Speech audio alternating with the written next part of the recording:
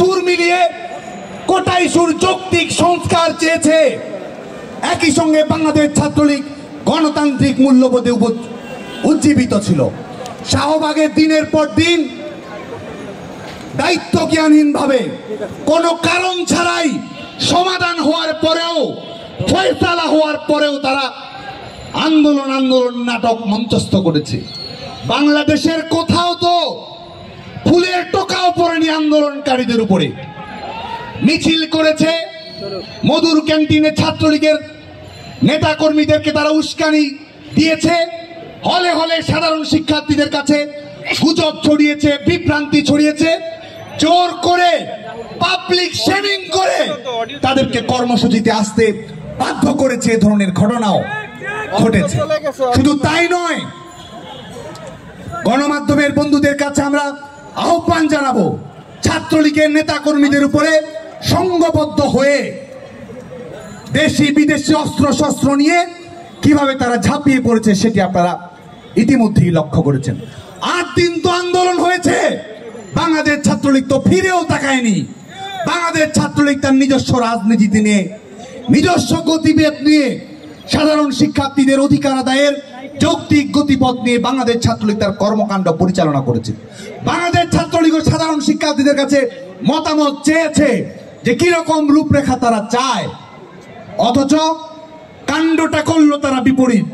শুধু তাই নয়, তারুণ্যের হৃদয়ের শেষ ঠিকানা, মহান মুক্তিযুদ্ধের চেতনার প্রতীক, ডিজিটাল বাংলাদেশের উপকার, স্মার্ট বাংলাদেশের স্বপ্ন দ্রষ্টা, লাখো শহীদের রক্তের উত্তরাধিকারের স্বপ্ন, যার কাছে তরুণ প্রজন্ম সবচেয়ে নিরাপদতম মনে করে।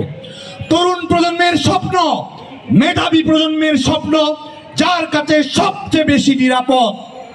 আমাদের হৃদয়ের পবিত্রতম আরাধ্য বঙ্গবন্ধুর কন্যা দেশরত্ন শেখ হাসিনার বক্তৃতাকে তারা বিকৃত করেছে। এই লজ্জা আমরা কোথায় রাখি? মাননীয় প্রধানমন্ত্রী বঙ্গবন্ধু দেশরত্ন শেখ হাসিনা সংবাদ সম্মেলনে একটি অন্তর্ভুক্তিমূলক যুগোপযোগী মেধাভিত্তিক স্বচ্ছতা ভিত্তিক নিয়োগ প্রক্রিয়া সম্পর্কে তার মতামত প্রকাশ করেছেন এবং একই সঙ্গে জাতির শ্রেষ্ঠ সন্তান বীর মুক্তিযোদ্ধাদের সবাই যেন সম্মান করে, যেটি আমাদের জাতীয় চাওয়া, সেই বিষয় নিয়ে অত্যন্ত বলিষ্ঠভাবে মাননীয় প্রধানমন্ত্রী বঙ্গবন্ধু দেশরত্ন শেখ হাসিনা মন্তব্য করেছেন।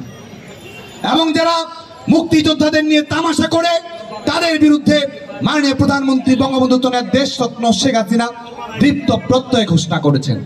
তিনি বলেছেন, মুক্তিযোদ্ধার কোটা যদি না থাকে, মুক্তিযোদ্ধার নাতিপুতিদের যদি কোটা না থাকে, তাহলে কি রাজাকারের নাতিপুতিদের কোটা থাকবে? এই প্রশ্নের মধ্যে কোথায় কোথায় কোন অ্যাঙ্গেলে, কোন পরিভাষায়, তাদের কোন ব্যাখ্যায় এখানে সাধারণ শিক্ষার্থীদের, আন্দোলনকারীদেরকে এই বিষয়টি বলা হয়েছে?